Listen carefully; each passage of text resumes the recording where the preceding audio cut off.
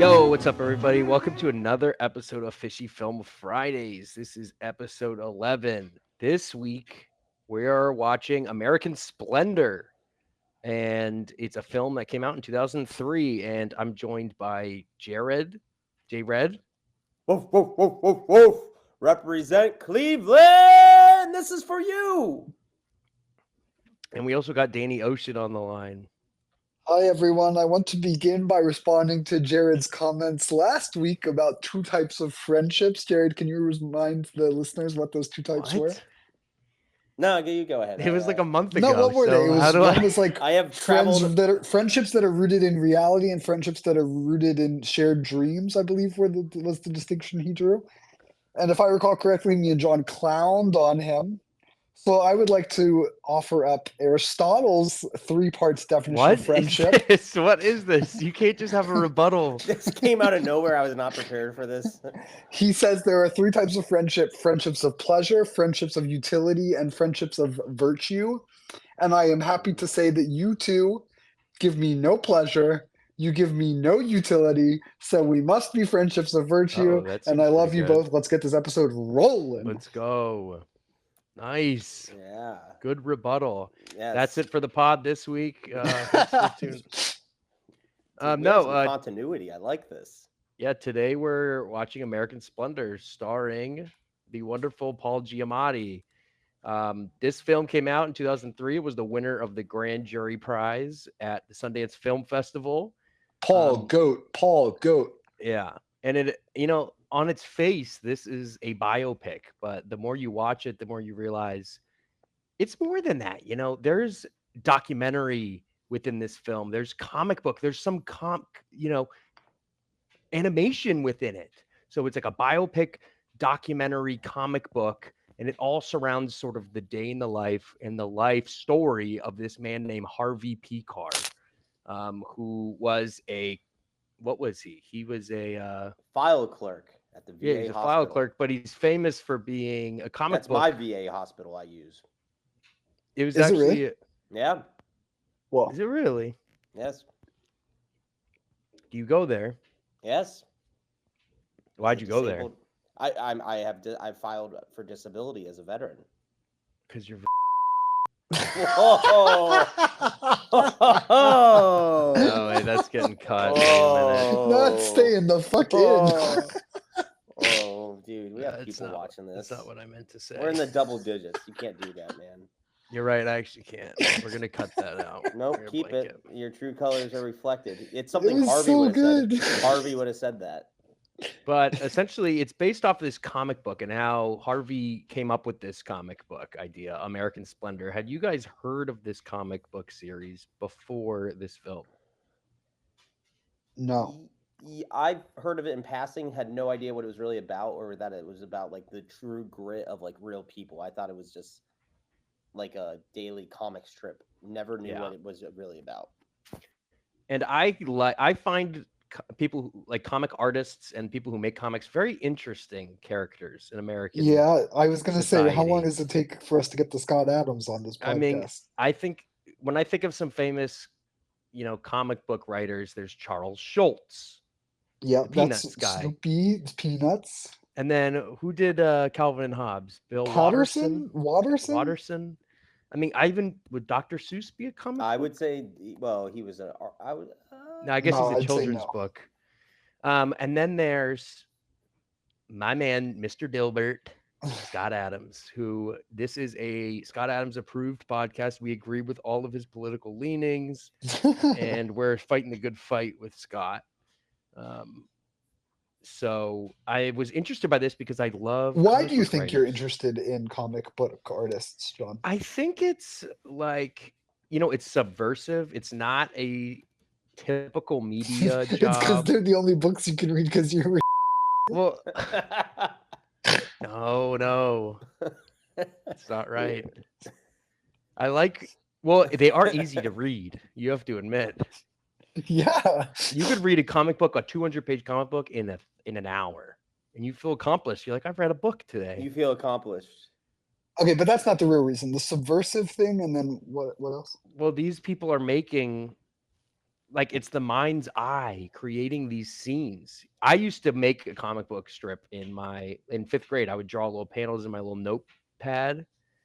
I'd have filled them up with little Interesting. notes. What would yours be about? Was it a more Oh, I had fictional like a or plot lines and stories and like characters and like, were but it you? was all gobbledygook.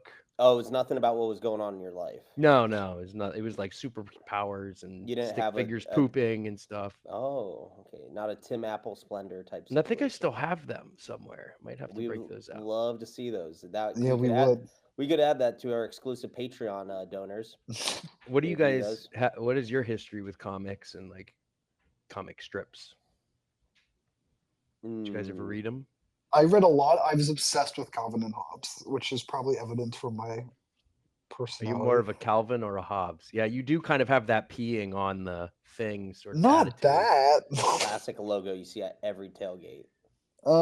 Pee on the Steelers logo. Yeah. There's another one that I think that's the main one that really has impact on my life, I would say. Yeah, I didn't read the newspaper comics. I mean, that I kind of was is a before our newspaper comic time. guy. I was subscribed to the local newspaper until high school, and then I resubscribed this past year, and then I canceled it. The local paper got bought out. And there were comics there. Yeah, there was comics there. Sunday And there's edition. that's where Dilbert would show up in Dilbert, across the Beetle, country. Beetle Bailey, Marmaduke, Garfield. Garfield Yeah, was great. yeah. I Oh did like man. Garfield. But a lot of people talk about comic books. They think about superheroes, but I was never really into the superhero comics. I don't like that escapism. Um, and You this wanted to is see sort of, reality. Oh, and there's that one about the Jews that died too. yeah, Mouse. Mouse. This is sort of an early, like without this, there would be no Mouse without Harvey Pekar. Um, but let's get into the film, shall we? Movie opens up. Can you shut that thing up? Movie opens up with the title cards. You see HBO Films come by. It's an HBO Films movie, which is also interesting. Just as a concept, it was supposed to be direct to like TV, but it ended up being like super successful. Really? I didn't know that. Yeah, Well, I guess and it when was critically successful, but I didn't know it was going to be commercially right, I successful. guess more critic. I don't know how it did from at the box office per se. Okay. I don't think it had a box office release. Maybe it was just around the The film festival independent film circuit. festival. Yep. Yeah, the little indies. Yeah.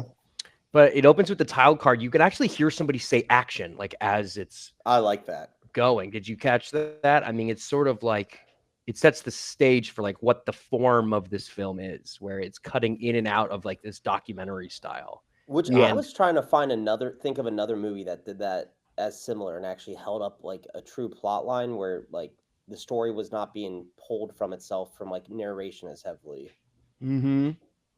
Yeah, I can't think of one, no, honestly. it's incredibly unique what they do with the form. It's a beautiful thing and it's seamless. And you don't even catch it sometimes that it's happening where they mix and match these different genres.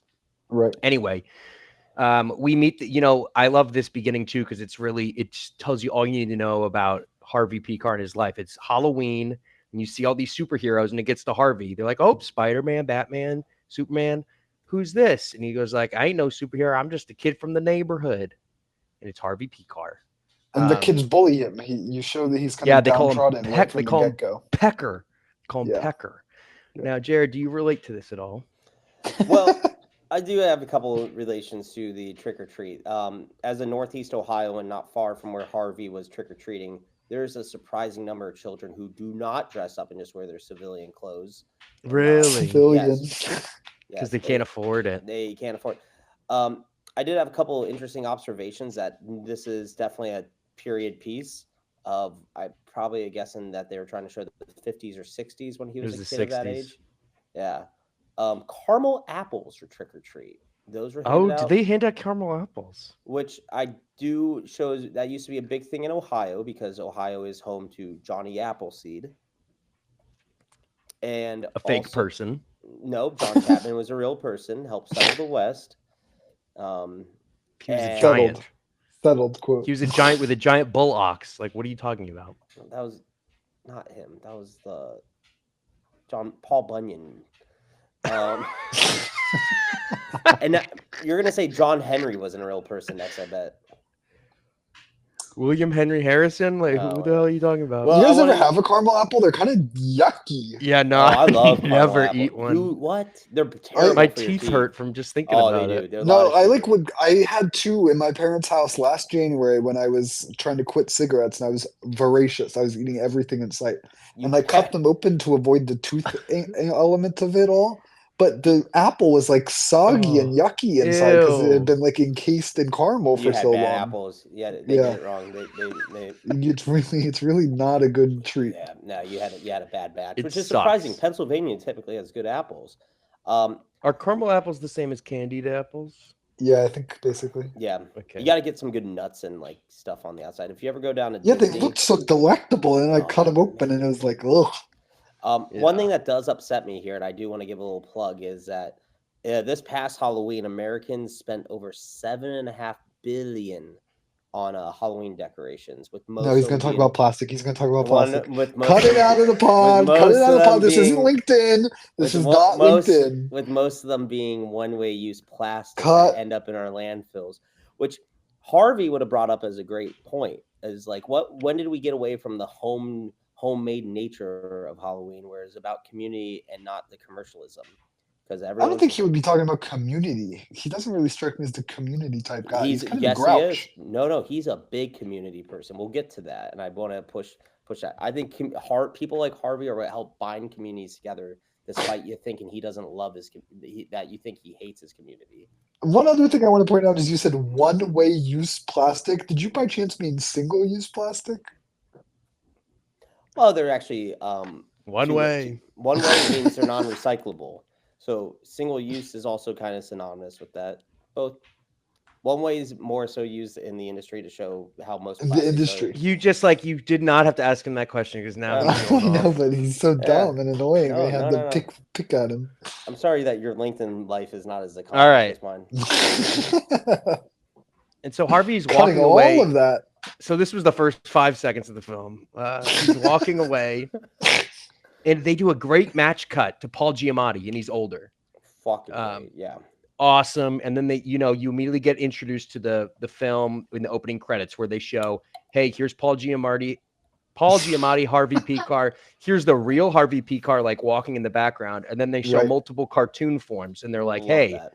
they say, hey, this is Harvey, this is Harvey. Like, it doesn't even matter that they all don't look the same. And that's like, that's paying homage to his cartoon as well, because he had different artists draw all of his different serials. And so, at the end of the day, they're all Harvey, but just in different formats, which is pretty Which I interesting. point to that demonstration that there's different variations of Harvey. Is that we all can be Harvey, and I think that's what American Splendor really brought a lot. The comic in itself and the success of the comic, as we learn more throughout the film of why it meant a lot to people, is a lot of people can connect to it in one way or another. Mm-hmm. Harvey's nothing spectacular. And there's also, I think at one point they're like, Paul Giamatti doesn't even look like him. Like he says that, or maybe I'm imagining it. His future wife says that. Right. And it's like, whenever do you see a biopic like outright admit, hey, this guy doesn't even look like the person he's portraying? Like, it's so honest. It just comes off so genuine. It's so well done. I love that. I love that a lot. Another part of the introduction, those opening scenes were some of the best opening scenes I've seen in a movie for a while. What do you mean? The cuts, the scenery scapes of like actually establishing. Saw That's because we're jerking Cleveland. off. Disgusting Cleveland. I was like, I need a Kleenex when I watched that. Did you not feel what environment he was in? Like, the whole point of American Splendor. Yeah, like shit. You're in one of the worst cities in the world at the time, Cleveland, 70s and 80s, when the river's on fire, the Irish mob is bombing everyone. Like, the Irish mob was bombing people in Cleveland. Oh yeah. There's an Irish mob war in the 70s. Interesting. Well, he even says it himself. He worked he worked in shit jobs and shit neighborhoods, and he was knee deep in a failed second marriage. And he straight up goes, if you're looking for escapism, you're in the wrong movie. Good this line. This ain't your Marvel comic book movie. Yes. This is real fucking life. This is what Deadpool should be. And then it hard cut wall. Yeah. And then it hard cuts to like this almost liminal space. It's like this white production room. Mm-hmm. Yes, I loved those shots. Yeah, and it's Harvey, and he's just like, here's the narrator. Uh-huh. Pretty sick. How And do he's they kind of do? like, How do they do that white space? Is that a green screen, Tim? At one I don't- point, it does change to a green screen, green screen later on in Yeah. the film, but I'm not sure how they do the white there. That was I'm interesting. wondering, and they just change it to white, I guess, like a big white room, white floor, and then they just white the back. You can make that happen. Yeah. Curious. But then you sort of in your immediate, and then when during this scene, like you're introduced to really what he is, even more so. First off, he loves orange soda. This is king shit. Right. That really stuck out to me given our time in Puerto Rico. And just in general, I love orange soda. Gotta Yeah. love one. Very Midwest favorite too. John, you said you hadn't seen this movie before, correct? Yeah, I hadn't, but there were so many moments that are like, They were like it was speaking to your the It's whole time. I was like, Jesus Christ, crazy. John has no idea how well he picked this like movie. yeah, Like It was so many points of overlap. Like Orange Yeah. Soda like blew my mind, and then there were like 4 more incidents like that. We'll definitely get to those. We'll get to Yeah, those. yeah. But he admits here that he's obsessive compulsive. He's pretty curmudgeonly. He's neurotic. Slob. same time- He's a slob. But he's also like smart. He says like, hey, he's pretty book smart, even though he lives in such a blue collar setting. Just like Jared. So this flashback, we're in the Thank you. 70s. Harvey's a file clerk, and he's married to this philosophy professor. Right? she? Was a philosophy professor? I don't I think they think just she- say professor. All right. Yeah. So let's pretend philosophy just for the bit, because we know why. And Harvey had lost his voice because he'd like screaming too much, I guess. Yeah, that was a great way to introduce the character. Like, hi. He's at And the doctor. That was a Paul- good imitation. Paul's acting his ass off. Acting Yeah. his fucking ass off. Mm-hmm. This was actually his first leading role. Did you guys Oh, read wow. about how he got this job? No, tell us. Oh, Well, he auditioned on September 10th, 2001, is when he was the first person to audition for the film. And because of what happened the next day, like productions all came to a halt. Like people were super hesitant to like audition or like make films because it was like inappropriate. And so they're like, oh, let's just go with the guy who went first. Like he did good enough. And so he got the role because of 9/11. And that is why Paul Giamatti is the legend he is now. It's because of the tragic day. So So you're something saying good- 9/11 was an inside job orchestrated by good- Paul Giamatti? I hope so. do you know who's the alternative to Paul Giamatti that the directors originally wanted? No. Rob Schneider. I don't And that would have know. been horrible. This That would've movie been- would have been lost to time. That would have been terrible. So for his wife, pretty much, he comes home and his wife says, "I'm going to leave you. I'm tired of this plebeian lifestyle," which is a funny thing to say. Funny thing to say. And he's like, "Wait, give me a shot." She has none of it. Slams the door. Which is like, how did they even get in a relationship in the first place? Yeah, this man somehow convinces a lot of women to marry him. Well, this is his second failed marriage. Yeah. So yeah, it would be interesting to see what his first was about. But then we see him at work in his element as a file clerk. He's talking to this man named Mr. Boats. What are you gonna say before that? Yeah. This big man named Mr. Boats. Okay. I don't know. All right. And he tells him to be stoic like a bird. He says something about that. There's some weird quote there, but It's a poem, yeah. it's a poem. Kind of interesting. They talk about collecting records. Harvey's a big record collector. This is Poems, as Tim knows them as weird quotes. Harvey weird quotes. this is when we've learned that Harvey's a big record collector, right? He collects jazz and he'll Yeah, I collect was anything he loving the gets. jazz soundtrack. Loving Amazing the jazz score. Yeah. Amazing. Whew. He describes it as it's like the Sierra Madre, right? You're looking for the big prize at the end, which is sort of symbolic of his life as well, where it's like you got to get through the shit in the hopes that something good's going to come out of it. Well. Yeah, I don't know. That's what I saw. But they show him at the records at a garage sale at a record store, just a record sale. And this guy named Bob Crumb is there, who created Fritz the Cat. Do you guys know anything about Bob Crumb before this, or was Not this really. You are I like a comic nerd. I had no idea. This is like learning about Jared's musical theater situation. well, no, I know about Fritz the Cat because that's like a really weird, like Old, X-rated yeah. Oh, cartoon. Oh, is that kind of similar to the vibes of that one, the comic book guy that's in The Worst Person in the World? I think so. I think it's sort of similar, but I Isn't can't that really like a kind remember of that. profane animal Yeah, comic strip? yeah, Yeah. yeah. It's very similar. But it made me think like what the media landscape was at this time, like the 60s and 70s. And it's like there was no alternative sources of media, or if there were, it was like newspapers that were like you just got through a friend or like somebody handed to you randomly. I would argue against that a lot, John. You think there were a lot of alternative Bro, media sources? this was the alternative like experimentation era of like non-regulated media on radio, television.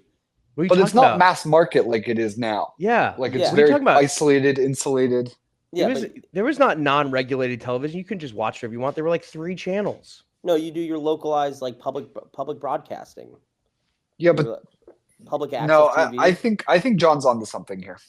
Like the I think it media was harder to sources. distribute your The subversive. distribution is absolutely Yeah. right. You are correct.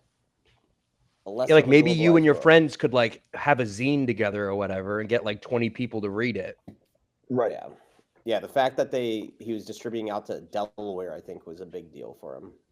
Right. And that's the point. It's like these alternative comics like really made a big move. And it kind of got me interested in this Crumb character because Crumb ends up leaving San Francisco or leaving for San Francisco where he like makes it big, becomes a huge alternative comic scene guy.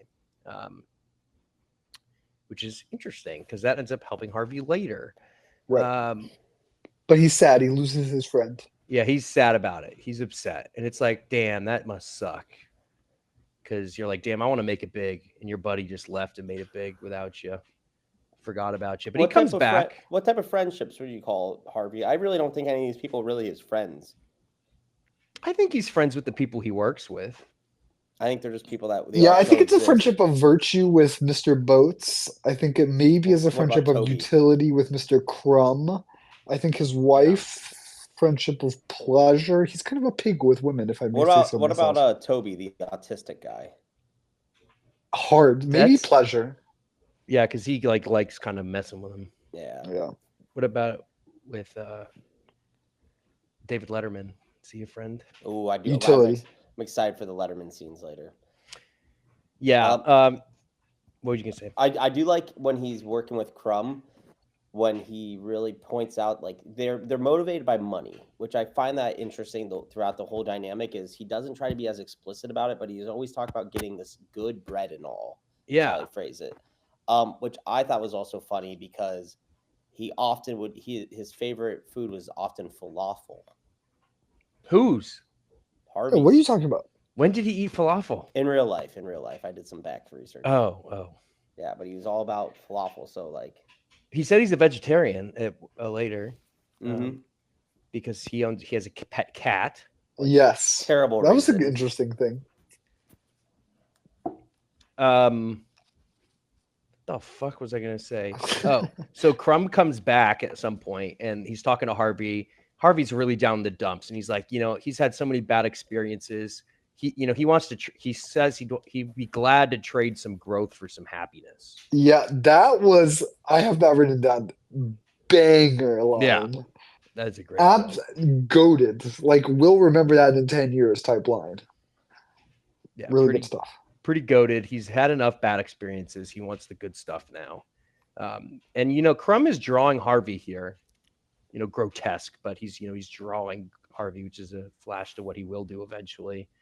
And then Harvey's down bad.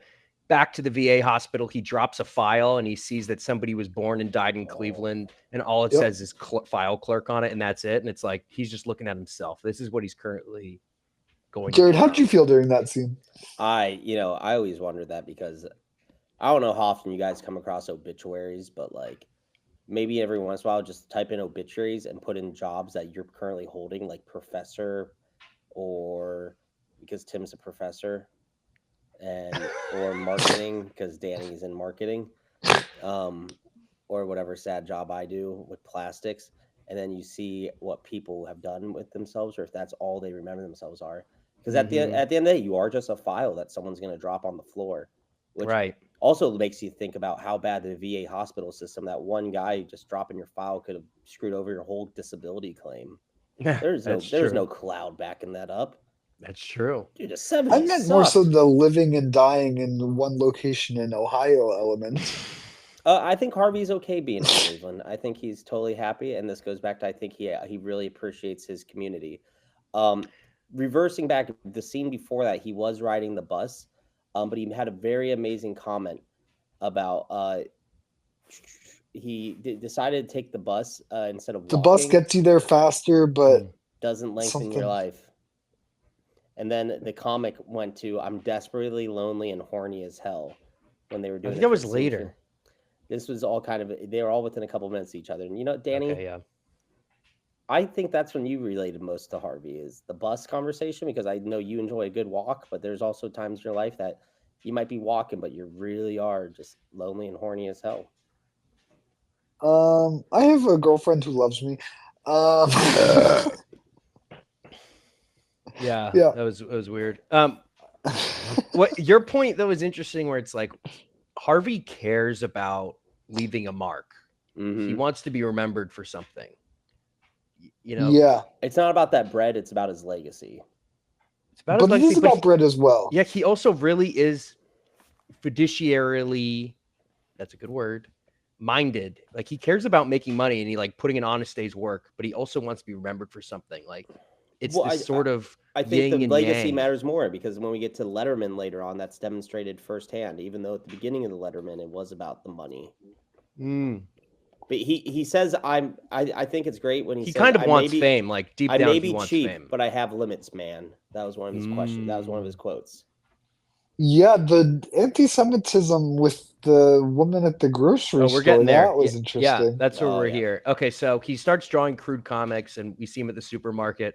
Great scene where he's picking a line. It's very Curb-esque scene where he's like, "Oh, which one do I pick?" It's always Never get picking behind. the right line is an art. He says in this Yeah. comic self picks behind the old Jewish lady who's trying to get a deal. Right? She's trying to like this is for 3.30, and I'm whatever.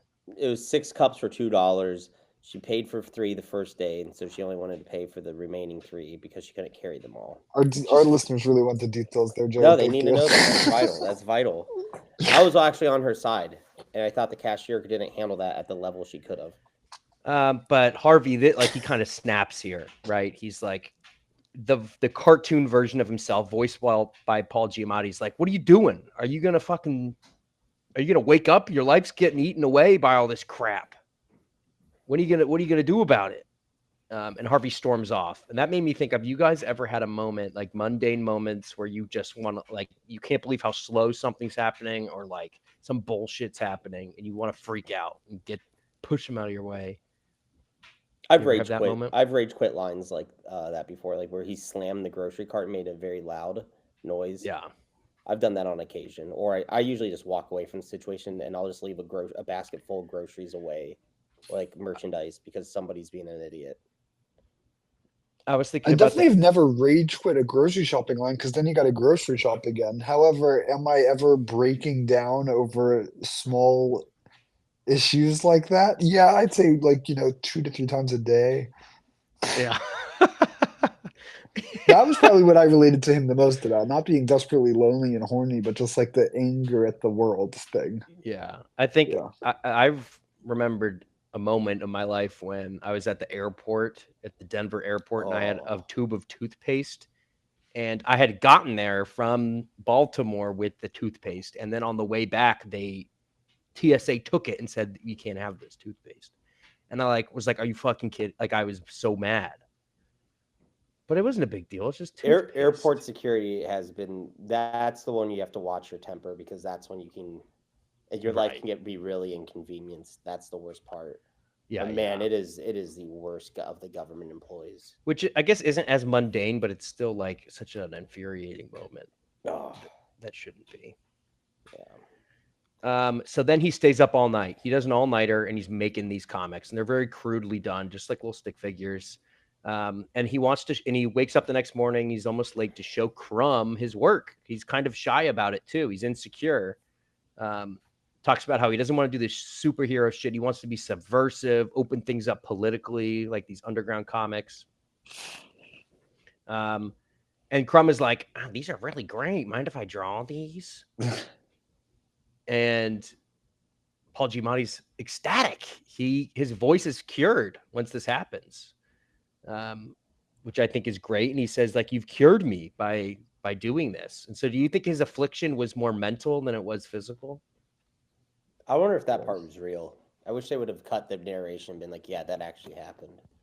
Well, Harvey, I did see an interview, and Harvey said he didn't do it at a diner. Like, he talked to him at his house or whatever. So it wasn't in public when he like showed him the comics. But he didn't. But it was true that he didn't ask him to animate it. Like, he just wanted to show it to him. Because that's like sort of, you know. Before that point in the movie, I feel like we're way out of order here. No, that's so. Were there no pictures before that point? No, there were no pictures before that point. Oh, you rushed it, brother. I just want to talk about Toby, the character Toby at the VA hospital. Oh, he had Lent. Yes.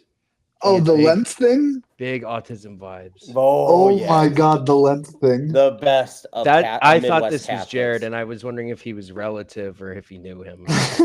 From a side view, a little bit. He does like jelly beans. I love jelly beans. He did. I love Harvey's question. Because Toby's talking about how he had to give up jelly beans and how he talked to Sister Mary Fred about that. Then Harvey's like, why do they call it Lent?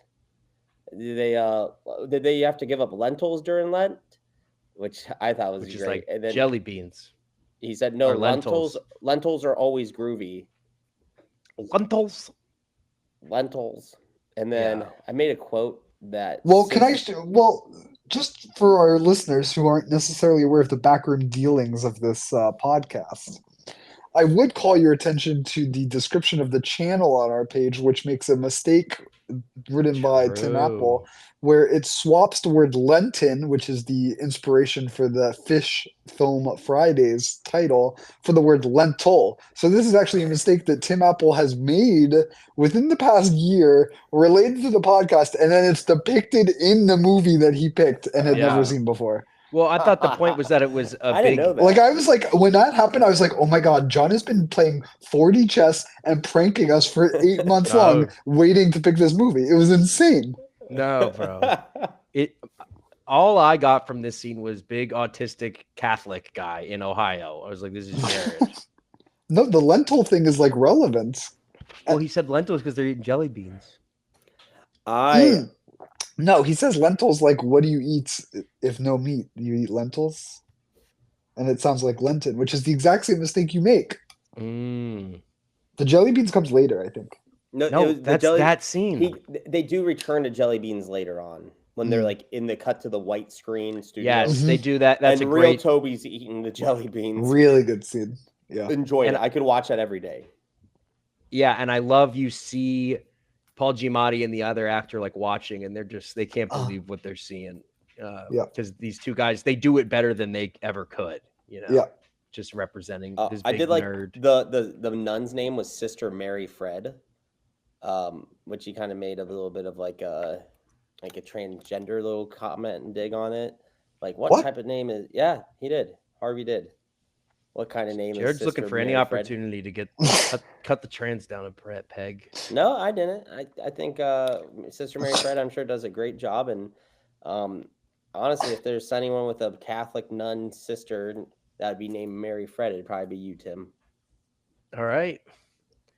But I love that scene. Love how they show there's like that breaking the fourth wall. It's so cool. Like, what other movie's ever done that? It's so well done. And it didn't feel forced or awkward. I love that. It felt like it naturally flowed with the storyline. Yeah. Imagine if Forrest Gump did something like that. This is realistic Forrest Gump. Mm-hmm. Pretty much. Yeah.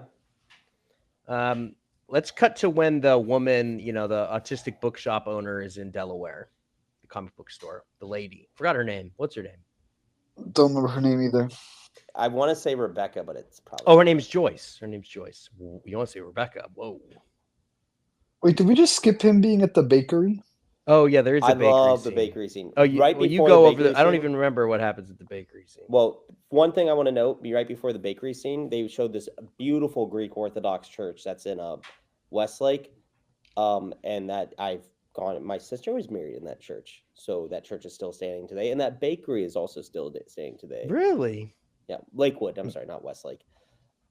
Danny? What'd you get out of the bake shop scene? Well, so on the general theme that you both have been talking about truth and authenticity and everydayness, these sorts of things, right? He's Yes. Yep. talking with that woman in the bakery, and they're talking about some book, and he's like, "Oh, I hope that the ending isn't too like Hollywood or Yeah, he something." And wants she's the like, real "No, it's life. pretty realistic." And then at another point, he mentions the types of movies that he likes. Did you guys catch this? No, I Mm-hmm. don't remember. He says, "Oh, like those." I think he says it in the scene in the diner, actually, to what the other guy. And he says, "Oh, I like the French guys. I don't want to be making like other movies." And he says the French guys, and then he goes, "And De Sica." And John, do you know De I Sica? don't know Jessica. I didn't notice like either. I wanted to look Well, it up. De Sica made the movie The Bicycle Thieves, Oh, banger. right?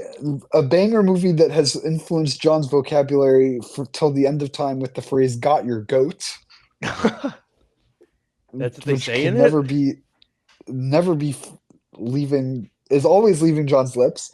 But De Sica is what, John? What do you remember about the Bicycle Italian Thieves? neorealism. Yes, and what were the neorealists like obsessed with? I mean, real life. Yeah, Portray- truth, authenticity, and everydayness. mm-hmm. And so this movie has this very interesting way of like pushing that agenda despite all the different forms that you point to of the animation and the documentary and then its Right. acting. I thought it was brilliant. I thought it was that Yeah, whole thing that's is so just cool. Great killer. connection, Danny. I like that. Yeah, these Well, directors especially are because so it's like this smart. is another point where I was like, oh my God, John's like 4D chessing us, like picking a I just knew a movie that banger when I references saw a it. movie that he always is referencing. He's an intelligent man. Yeah.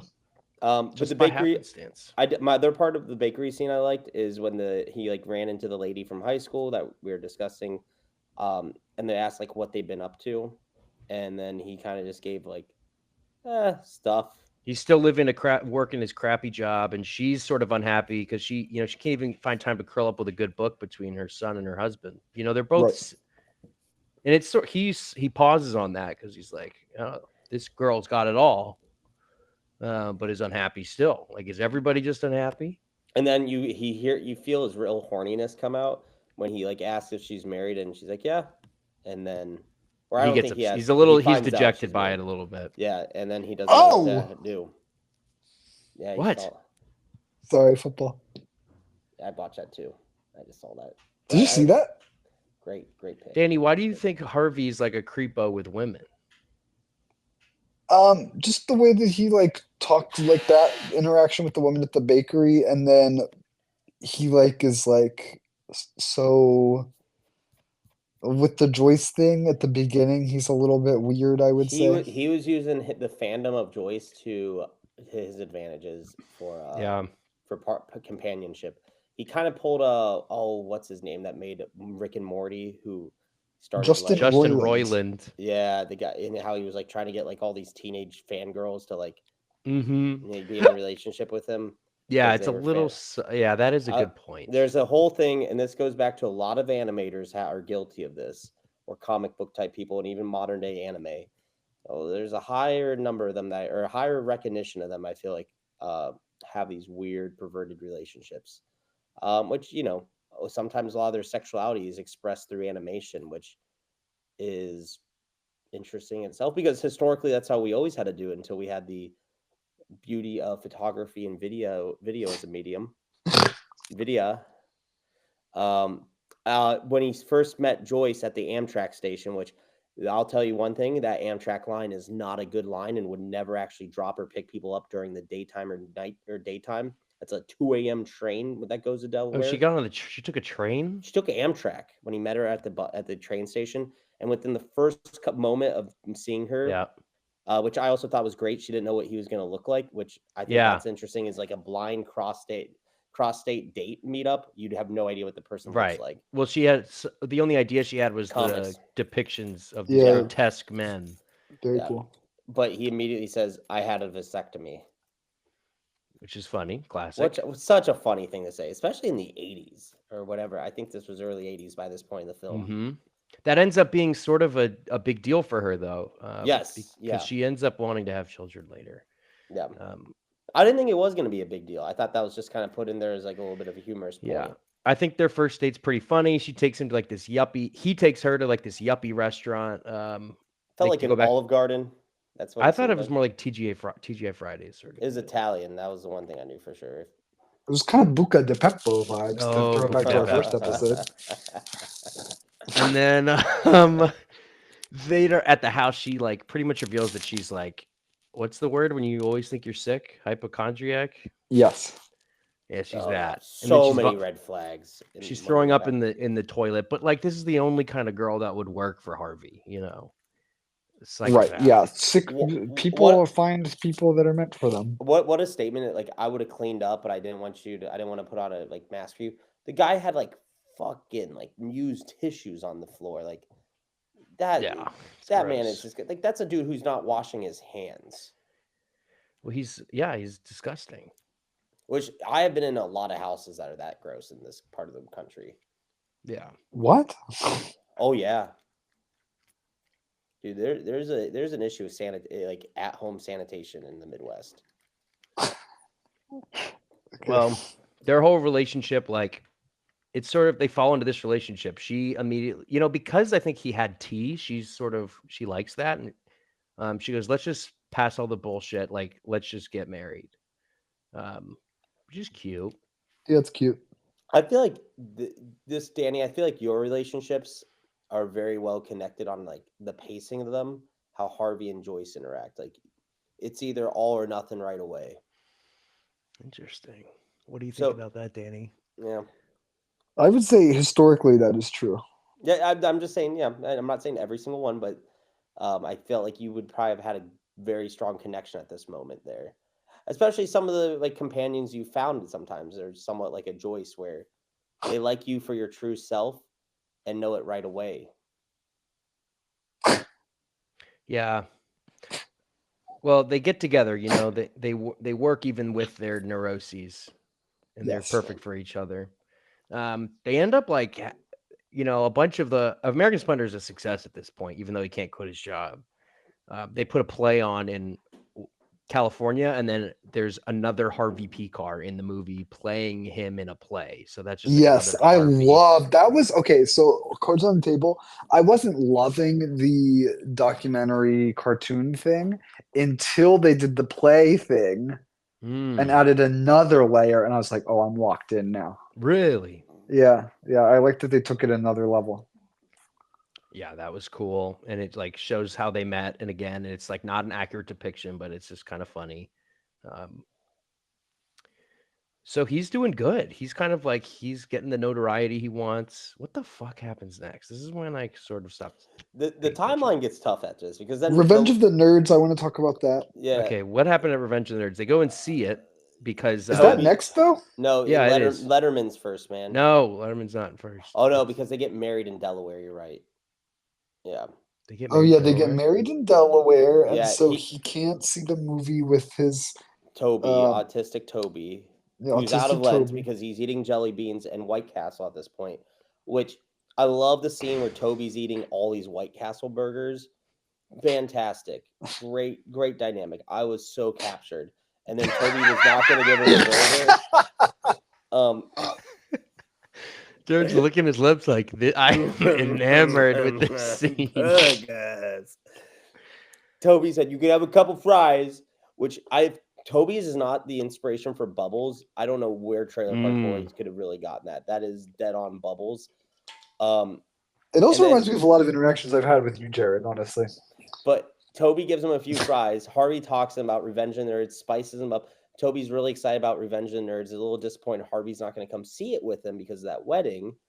And then Harvey walks away with the whole serving of fries. Oh, it's so fucked up. That was amazing. He conned him out of the fries, which I think that was Harvey's motive the whole time. I didn't catch that. What a great way. I caught it. They're giving a standing ovation in his driving to Toledo from Cleveland in that time frame without the turnpike being built for Revenge of the Nerds, absolutely mind-boggling. Yeah, it's crazy. This guy is autistic. Yeah. If they go and eventually see it all together. Yes. Let's hit that up now since it's fresh on mine. I did love that scene because this is something I could see us all if we all went together. If I brought one of you to go see Revenge of Nerds or a movie that Wicked. I was passionate about. Let's say Wicked. Toby was like amazed with this, and Harvey's just tearing the movie apart. Yeah. Sort of, and then Joyce is like, "Oh, it's okay, it's okay. It's we all can have different opinions." And it's literally, you're the autistic kid, Jared. I'm Harvey, and obviously John is the peacemaker, as he always is. But the best it's one literally is Tenacious D. When Toby said that Revenge of the Nerd is probably as impactful, or a scene from Revenge of the Nerds was as impactful, if not more historic, than Martin Luther King's "I Have a Dream," which was so fucking great. The best part is like that Toby, who was on this movie, like the real Toby, was like, "Go ahead, go with that part of the script." I would have agreed with that. Yeah, and probably still held that opinion in 2003 compared to like 1984. And then it makes me wonder, because you were go back to the Wicked example, is that there are definitely people today that are claiming like Wicked is probably going to have as high of an impact on culture as like MLK might. There are definitely people who are willing to make that argument. And people on that level of autism who'd probably get very upset if you started tearing Wicked apart. Yeah. Well, so then there was also a line in there that I really appreciated, right? And that exact scene where he says, "Where the hell am I supposed to find the point in garbage, Joyce?" About the movie, like, and her trying to calm him down. Where the hell am I supposed to find the point in garbage? This is literally a summary of every single podcast episode when it's a Jared picked movie, and then I have to say my final take. I was loving it. I was like, we can just play this clip I didn't even for our think next of episode. That's our plug-in. I didn't even think about that. Oh my gosh. But he's also like talking about, it's sort of like Harvey's thesis too of what he's complaining about, right? He's like, they're just rich kids in the suburbs. Like, these aren't real people. I love that. Yes. Yep. Pretty sick of Harvey again. What is this when Letterman happens? Letterman happens in between kind of all this. So yeah, I mean, Joyce is really depressed. Joyce is depressed, laying in bed. She's not getting out of bed. She misses the message where the guy's like, "Come on, hey, I want you to come on to Letterman." And she wants to go to Israel to save the Palestinians, which hilarious. I thought was funny. Hilarious. She's about 20 years too early. 40. Or like 90 years too late or something. But I like that. Really cool scene. Is this like his first time on Letterman, right? First time on Letterman. They go to the hotel. I forget, what is it, the Waldorf or whatever. So this part also blew my mind. They zoomed into the TV screen, and then it shows the interview happening. The real and then interview. It's like the actual interview. And at first I was like, cool. Wait, how did they get Letterman to act in this? And I was like, oh my God, that's the real Harvey Pekar. I was like, this is genius. Yeah, it was awesome. When they're like backstage and then he leaves with the doll or whatever. And then it cuts to, here's the real interview. And it's like, this is fucking great. That's so smart. So good. But yeah, him in the hotel. Jared, you had something to say about him in the hotel? Oh, pigsty. That was disgusting. But he had the orange soda in the champagne bottle ice cooler. But then do you guys notice something else about that hotel scene that made me think, oh my God, John is playing 4D chess? No. Dessert in bed? No, that's a funny answer. I thought that was going to be That's a really funny answer. He's walking around in his underwear in the hotel hallway. Oh yes, and like the lady who's like Oh. dressed up, kind of, is like just shocked and appalled. I don't And remember we talked this. about that in the context of force majeure. I was like, John is a genius. Wow. Yeah. So I just wanted to point that out. So many intersections. I thought we were doing Puerto Rico callbacks. No, you're Yeah. right. You're right. Yeah. But The Letterman was great. And then he kept getting invited back and back, and it seems yeah, like they have an did interesting sort of dynamic where like he lets Letterman, he doesn't poke let fun, he pushes but back. he's using Letterman as a platform. Which then they try selling his merchandise. They try promoting the comic books. But it's But not really working. Like Harvey then is like, nobody's buying my books. I'm coming on the fucking show. Nobody's buying it. They're just using him as a bit, which this is an interesting time in like late night television where like the whole country would know this person, but yet the commercialization wouldn't be as possible. So it goes back to an earlier comment. Now I'm agreeing with you. Yes. Distribution of underground type material like this or alternative media sources much more difficult back then. Right. I mean, nowadays, like the Rizzler can show up for 5 minutes on Jimmy Fallon, and he's like And a he's king. worth $100 million afterwards. Yeah, and he gets a deal with Nike or whatever. But and then Harvey goes on David Letterman 30 times, and he's like still working at the VA hospital. R.I.P. If this guy would have if Harvey would have been alive for TikTok. Well, they talk about how this movie deal really like set him up financially for the rest of his life. Wow, which is kind of cool. Well, especially with all the references to waiting for the big check to come. Mm-hmm. You hope so. What do we think about the relationship between Letterman and Pekar? Was it exploitative? Was it mutually beneficial? Well, here's one thing. They asked the real Letterman if he would come on because at one point, they show Paul Giamatti on the show, and Letterman said no, like he wouldn't do it, which makes me think the relationship was a little exploitative. Yeah. Slash it soured after he did his rant on TV, maybe. Mm-hmm. Yeah. Okay. Which you can see that live. I watched it on YouTube. Yep. And it didn't really go like that. How did it go? He didn't curse on the TV. And he came back after that. Like that wasn't his last appearance on the show. Interesting. Okay. So a little dramatized. So I take Joker with the Joaquin Phoenix one. The first one? Yeah, the first one. I guess there's not another.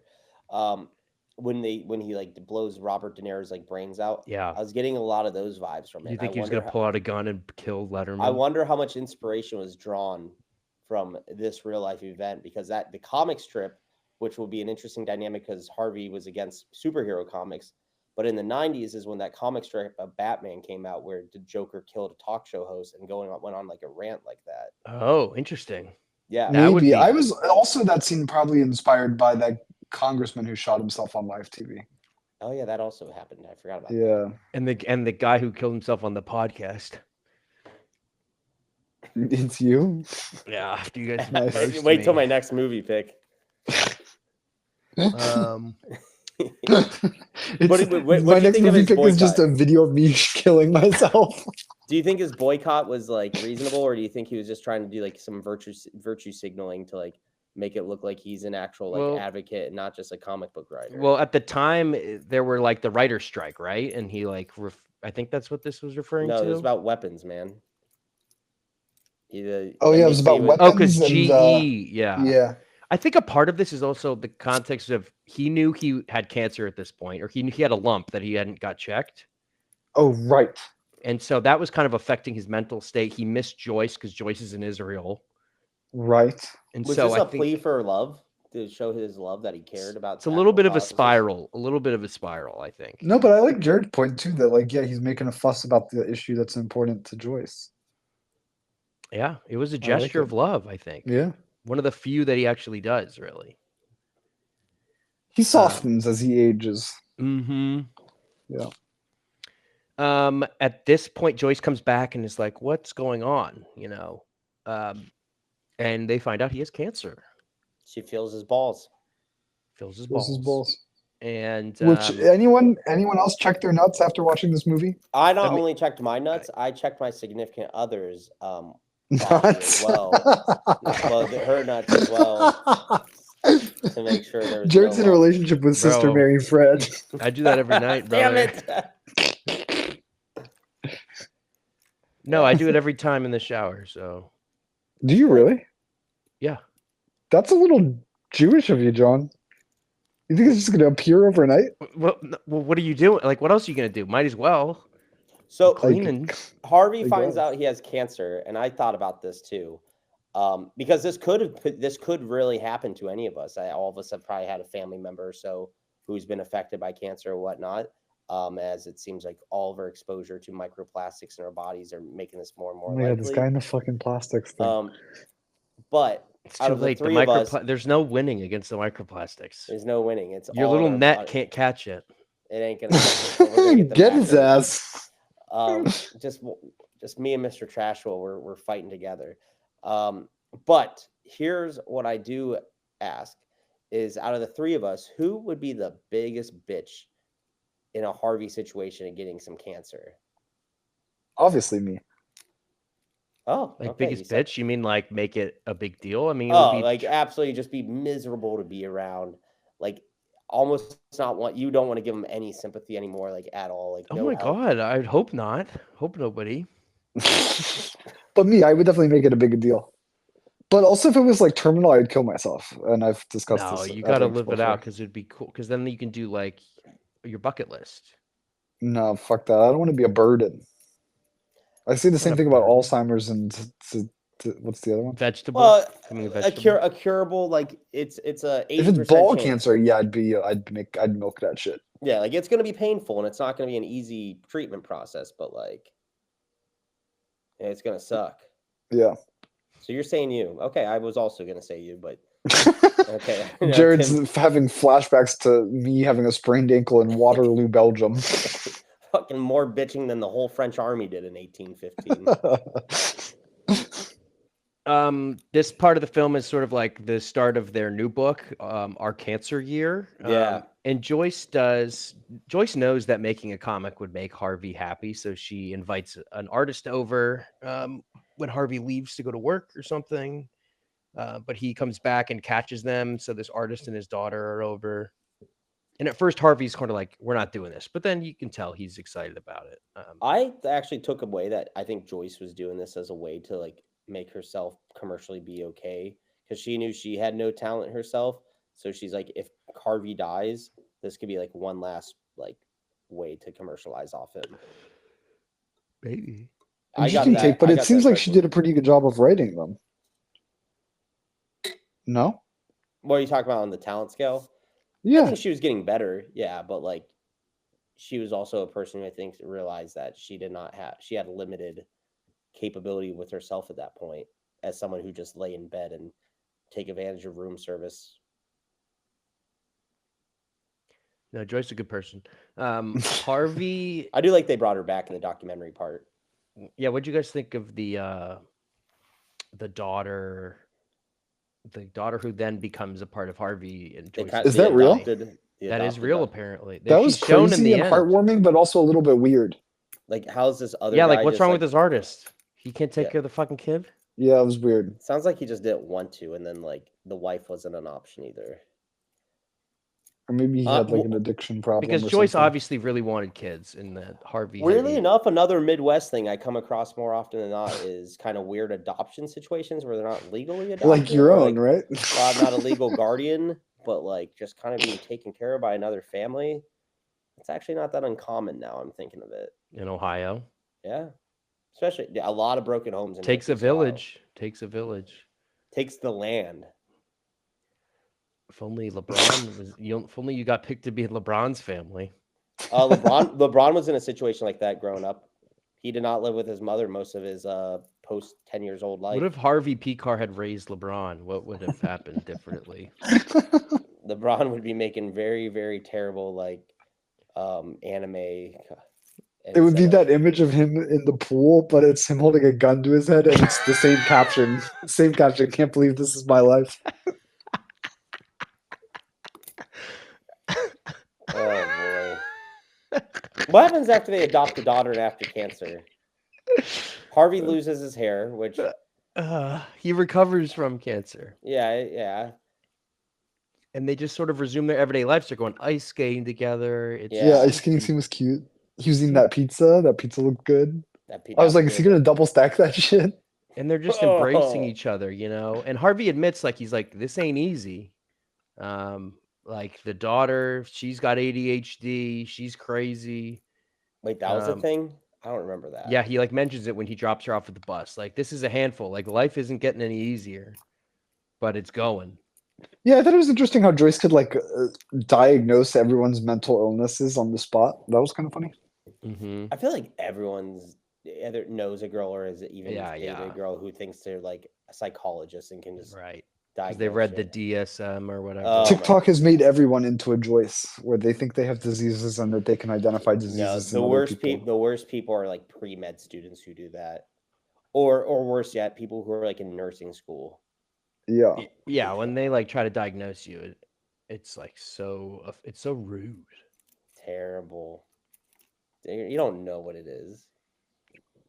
I'll use chat. Chat's a good doctor. This is kind of the end of the movie, though. Like, Yeah, it kind of just phased out. I can't remember the finale. What was it now? It cuts to a birthday scene. I actually love how the movie ends. It's kind of beautiful. It ends in like documentary style. It's back at the VA hospital where he worked as a file clerk, and there's like having kind of a birthday with Harvey or like a celebration. And it's the real people. So you see the real Joyce, the real Harvey, and the real daughter are there. They all have like a group hug. Harvey kisses Joyce on the and embraces her. And then you see all the rest of the people all enjoying cake and enjoying him. And it's a really beautiful way it ends, I think. Um, what did you guys think of the ending? Jared doesn't remember it. I watched it last night. I don't even remember. I'm I remembering watched it Wicked last more. night too. Yeah, I mean, I liked the ending. It wasn't like a perfect storybook ending, which I think is the point, right? Exactly. Yeah. Like the message is that life is messy, but it's mundane as well. And it's beautiful if you just got to keep going. And it seems like he gets his happiness at the end. Yes. And And that's Harvey the died. best thing. Harvey died, by the way. He did. Rest in peace. Cleveland does remember him a lot. They actually have like reserved Him chairs. painted on the end zone of the football. Yeah. Harvey. First off, let's do. Harvey would have hated Art Modell. First off, Harvey absolutely. First Wonder if off, he our has any- model are totally irrelevant. We're talking about Mo Gabba. Probably also hated Mo Gabba. Harvey Pekar. I typed in Harvey Pekar Modell, and he never talked about Art Modell. He was a Browns fan though. He was a Browns fan, and your owner that set the terrible precedent of public financing of stadiums. Okay, enough of that. Yeah, Jared. Just saying. It's just like the plastic rant. No. But he does have a lot of tables that are like have a Harvey seat. They like have the seat that Harvey would sit in, like not. They're just reserved at this point in a couple of these old cafes he used to visit on the west side. Found that out. Did you ever watch There's an American Splendor food tour. Tim, cut him off. No one cares about this. Tim. Did you ever watch the Anthony Bourdain of Cleveland? No, I have not. Probably really sad.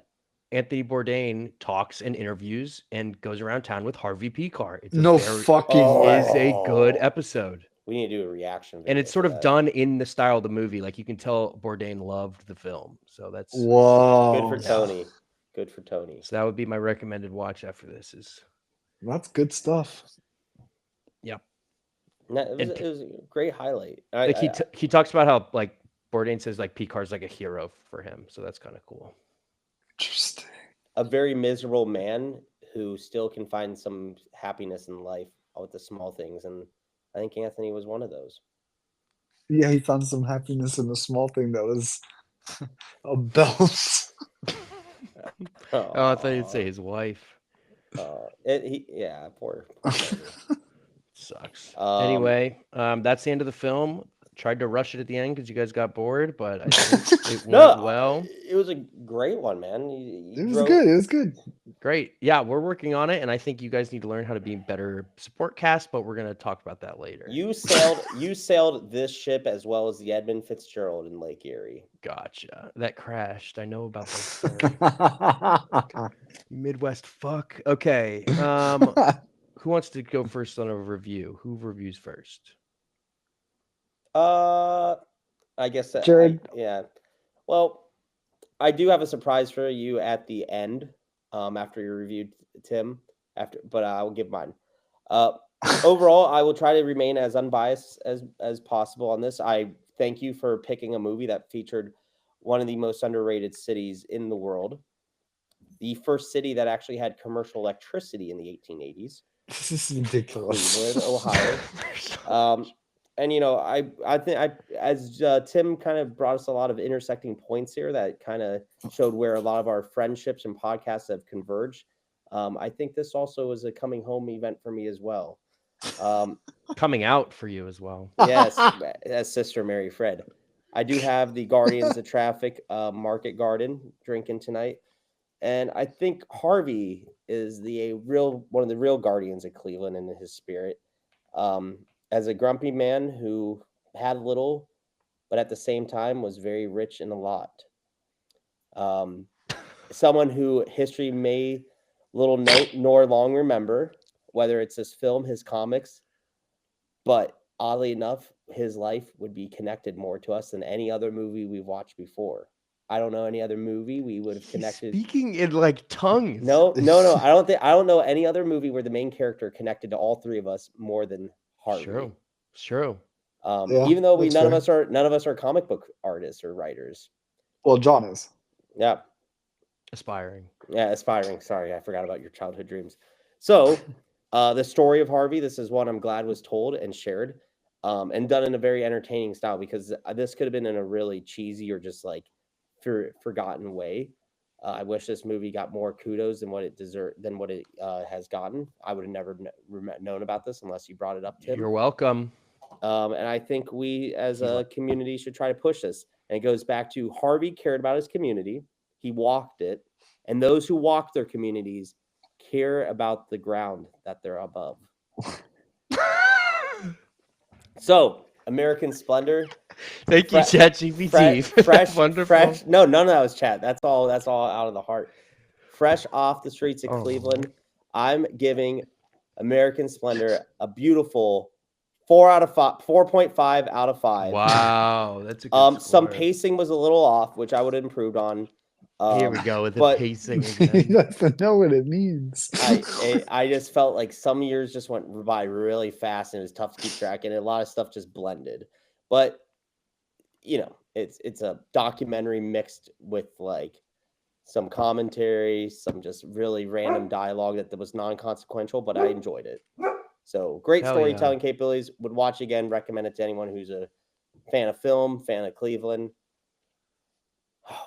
or just needs to reflect on life a little bit, because life could be worse. Yeah.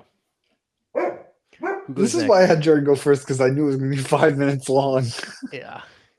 It's amazing, Jared, your ability to imitate my 9-year-old senile grandmother at the Thanksgiving dinner table with the way sentences drag on and end in nothing. It's incredible. What do I have to say? Paul Giamatti is the greatest of all time, bar none. And seeing him on the screen depicting a man of this stature was an honor and a privilege. It was a perfectly selected film by John in terms of the overlap with our lives. I'm with Jared on that. I want to push my truth angle a little bit, and I want to ask you both, what other movies have we watched for this podcast that have been primarily concerned with truth? Teacher's Lounge, Force Majeure, Cat in the Hat, Flintstones, Crash. Are these serious answers? Yeah. I think Cat in the Hat is about every single one you could argue was it. Tenacious D, I will not try to argue that one. That one primarily concerned with truth. Teacher's Lounge, Force Majeure, definitely. Yeah, what else? Maybe Saving Private Ryan, I would add to those two. Even Last Boy Scout was about truth a little bit too. No, I don't think so.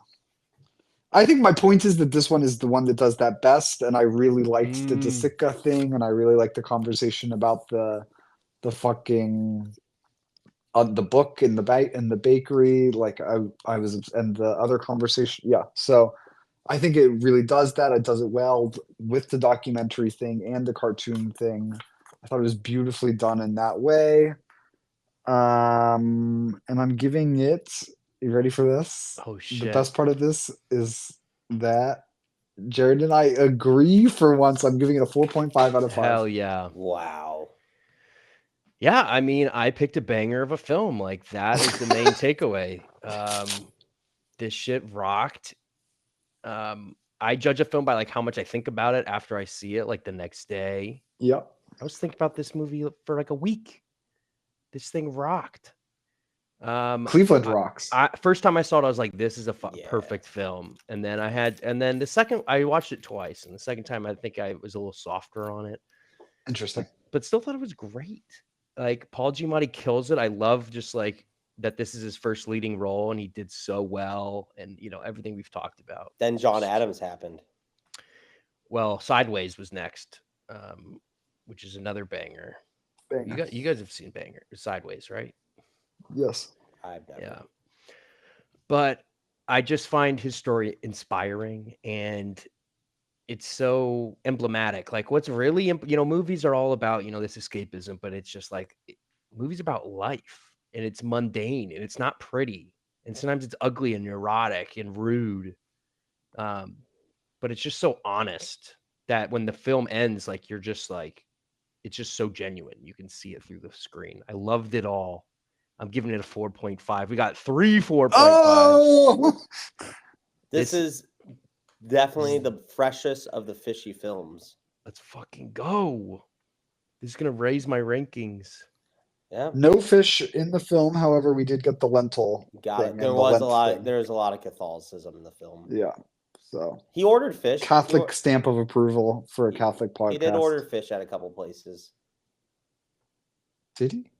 No, I'm getting this mixed up with the episode of Dexter I watched this morning. Fuck.